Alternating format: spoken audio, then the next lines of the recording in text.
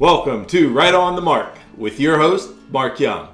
Today, we're going to be making an Irish car bomb. It's a very controversial drink. Some people call it a Boilermaker with a stout because you have your stout beer here, you have your Irish Baileys here, and you have your Irish whiskey here. Now you could have this drink with a bunch of variations of beer, of whiskey. You could do it with Jameson. You could do it with a double chocolate young stout. Oh yeah, highly recommended. But for this drink, we're gonna go with the old standard. So I got some Guinness Stout, which is excellent. I got some Baileys right here, and I got some Paddy's Irish whiskey. Good stuff right here, as you could see. Now first, before you want to do anything, is you want to crack your beer and get a taste of it, as I always say. So we're going to open up. You want to taste your beer? Oh, smooth. Oh yeah. Oh yeah, that's where it's at right there. You got some smooth beer, you got some whiskey, and you got all the ingredients you need to make this drink work. Now you could order these at a bar, and it's fun to watch the bartender make it. In fact, I remember working with somebody that said they were the Irish car champion drinker. I'm like, dude, what does that mean? The dude said, Mark, you're not going to believe it, but I did 8 Irish car bombs in an hour. And that was the record at this particular bar. So I'm not sure if that was a tall tale being told at a bar or if that was really true. But my man was convincing, and he said he did 8 per hour. So you be the judge of that. But anyway, let's go ahead and get started. Now, as I said earlier, this is a very controversial drink. I mean, come on. In Belfast, Ireland, they were blowing up cars back in the day. You know, that was like early 70s when this happened. So I want to say this drink came about in the late 70s, like 1979, by a guy by the name of like Charles Burke Oak. I call him Chucky C. For what reason? I have no idea, but I just like saying Chucky C.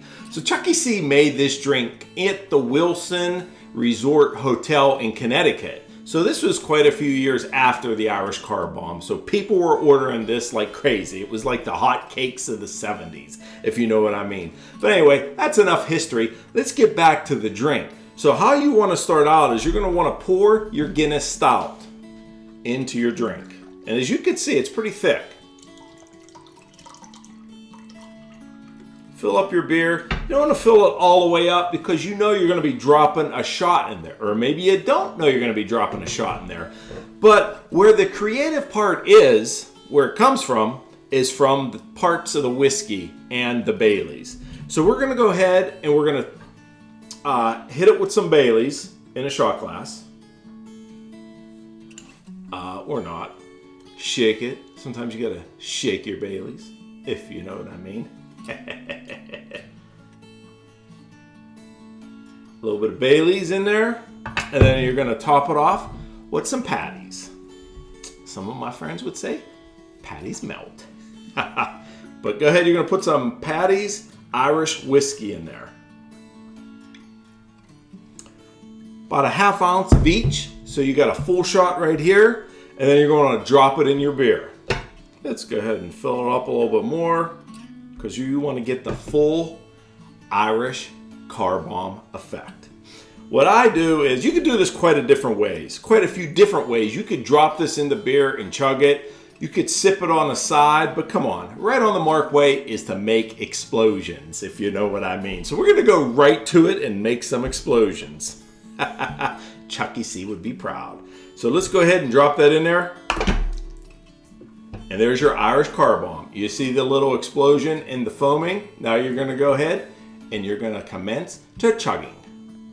Chugging, going in. Oh, that's quite tasty, let me tell you.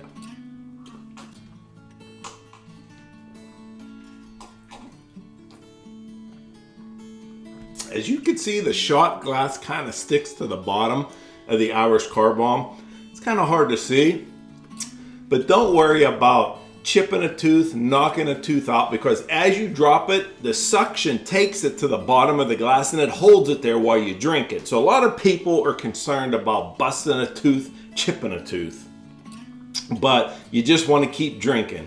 And hey, if you're daredevil enough, you're going to go ahead and you're going to come out with a shot glass in your teeth. You can start seeing the shot glass now.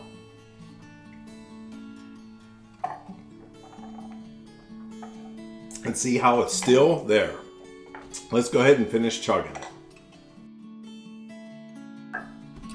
Shot glass stays intact.